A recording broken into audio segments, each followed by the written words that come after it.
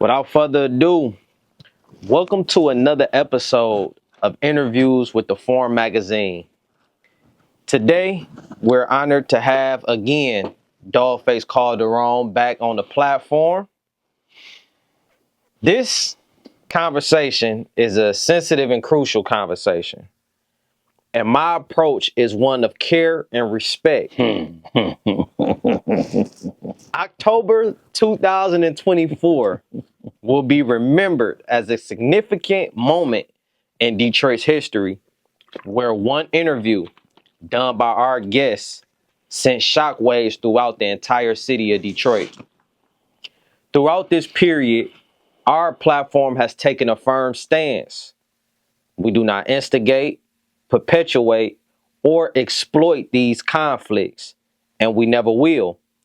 This interview, from my perspective, is an attempt to bring insight and reason, and inshallah, if it be the will of God, to a faster path towards resolution. Here at the forum, our doors are open to anyone willing to sit down and share their perspectives and speak their truth in hopes that it leads to atonement.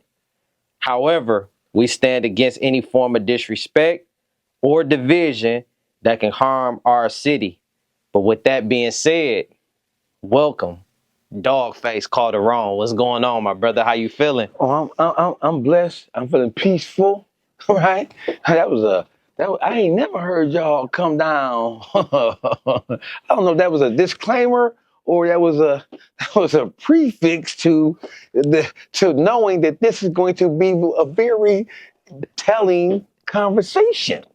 Because this ain't no interview, it's a conversation we've been having. Yes, sir. I refuse to allow this to be characterized as an interview. It's not. It's a conversation. Absolutely. I'm here for all the questions, though, brother. Fire away. Yes, sir. Yes, sir, man. Assalamu alaikum, by the way. Yes, sir. Wa alaikum salam, brother. Got you. So yeah, just to start it off, man. To provide context, this thing that's been going on, between you, Jesse James, Streetlord Juan, and Al Nuke. It seems as if it's the whole concoction is surrounded around you four people. You specifically not necessarily being, one that actually had like a real issue in this whole thing, right? Mm-hmm. So, for context purposes, Streetlord Jesse James took to Instagram expressing his willingness to appear on a podcast to discuss the history of the Streetlords and Chedda Boyz, two legendary and influential groups in Detroit's history that, despite their legacy, ended in a traumatic fashion. Mm-hmm. A lot of people reached out for pay. Don't forget to put that out there. He didn't agree to do it, or he didn't express interest to do it for free. He expressed his interest to do it for pay. When he took to Instagram, he gave a whole laundry list of things that he was willing to talk about. All those things, you don't have to be from Detroit to understand the significance of all the things that he listed that he would be willing to talk about. From the whole backdooring blade, the backdooring wipeout, where the name Eastside Chedda Boyz came from, the history between Chedda Boyz, Rock Bottom, Streetlords. All those things are things that are infamous on the surface alone, without even delving into the underbelly of what took place in the previous generation of hip-hop. So he expressed interest, not just with me. He listed 10, 15 different podcasts from across the country. I think it was me and Kid L. I don't know if it was just me from Detroit. It could have been just me and Kid L that he said, but all the other podcasters that he tagged. Yeah. He tagged them by name in his post, basically trying to wave at them, say, if you're interested, I'm here for it, for pay. Most definitely. And when you heard that, what was the first thing that transpired in your mind when you heard that opportunity on the floor? The page that I have now on Instagram is not the page that I had then. Right. Al Nuke got my page shut down. So my Instagram page that I have now is new. So my previous page, was jumping so hard because of all the traction I was getting based on my Dawgface TV YouTube platform, which is at 60,000 subscribers, gone to thanks to Al Nuke, right? So I didn't hear it. I didn't see it because when I opened up my Instagram, my Instagram was banging so hard, bro. I had just did an interview with Jesse James. I had just did an interview with Blue Da Vinci. Mm-hmm. I had been into numerous back and forths with Brig Baby, Whack 100. Rollo. I was reporting on Rollo. I was reporting on the QCP thing, just all things that were current events in the world of entertainment as it specifically relates to the hip hop culture. And for the record, too, we also had an off-camera conversation. I don't know if you remember what we was talking about. You actually focusing on things outside of the city. Things outside of the city. Versus just focusing on. So let me just in the world. See, let me explain this to your viewership. Detroit. The reason why it took so long for the true element of the sound of Detroit to break through, it is not because our music wasn't good. It wasn't because we were light years behind LA or California or Houston or Memphis or St. Louis or Miami or even Atlanta. It was because the people who were in a position a generation ago to move the culture forward, they were too busy focusing on internal beef or beefing with each other versus pushing the city forward. They were focused on themselves and the things that was fair seeming to themselves. They wasn't focused on Detroit as a whole. They was too focused on fighting and beefing with each other and trying to prove who was top shit. That was the issue. So to your point, the world of YouTube is not, people think YouTube is the same as Instagram, the same as Facebook. It's not. The whole YouTube atmosphere, it is not social media.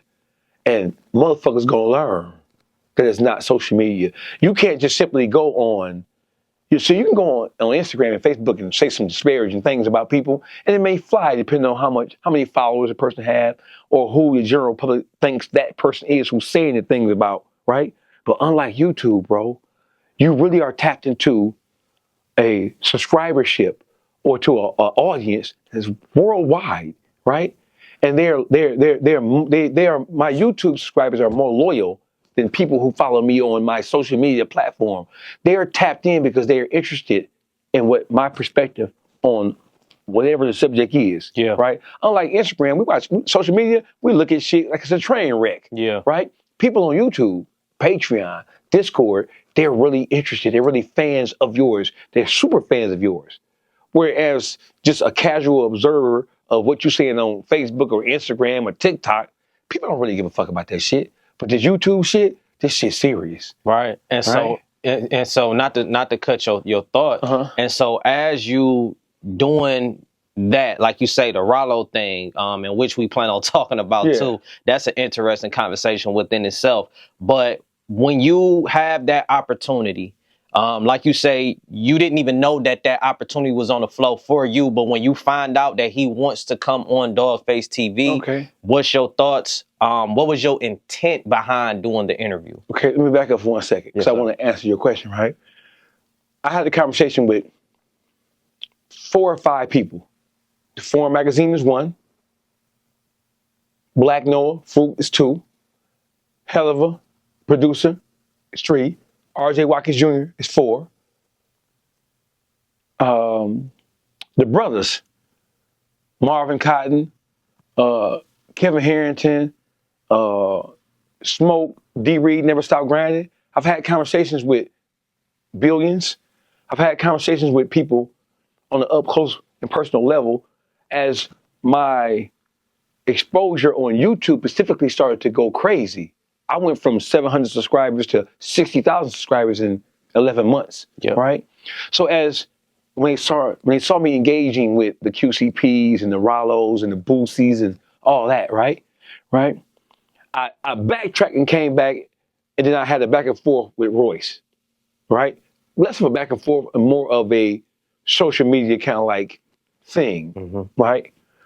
So when that thing with Royce, like, people would call me like, hey, bro, you know what I'm saying? let the legend be the legend, bro. You know what I'm saying? Don't use your platform to actively tear down. Right? If you're going to do something that's going to be something that's going to be advantageous to the city as a whole, because we've had enough of that destructive shit going on. We've had enough of that, us versus them, because that's what destroyed the previous generation with the Streetlords and the Eastside Chedda Boyz, right?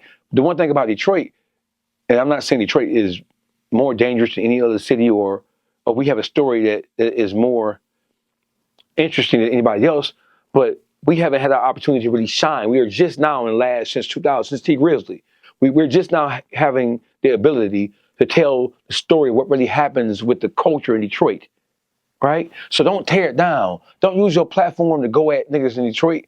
I mean, if something comes across your desk and you have, as a blogger, as a podcaster, which is what I am, right? Mm-hmm. If you have to report on it, but kind of like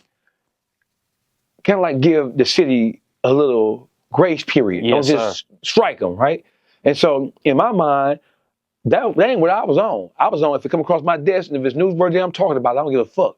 That was my mind. But talking to you and the other men, and Alexa Rose is one, who was, hey dog, that's just because you're going crazy. You are really like leading the charge. Because Detroit ain't never seen no nigga like you with this podcast and shit. Indeed. You ain't towing the line, you saying what you want to say, and people are engaging with you. That's proof that what you're doing is working.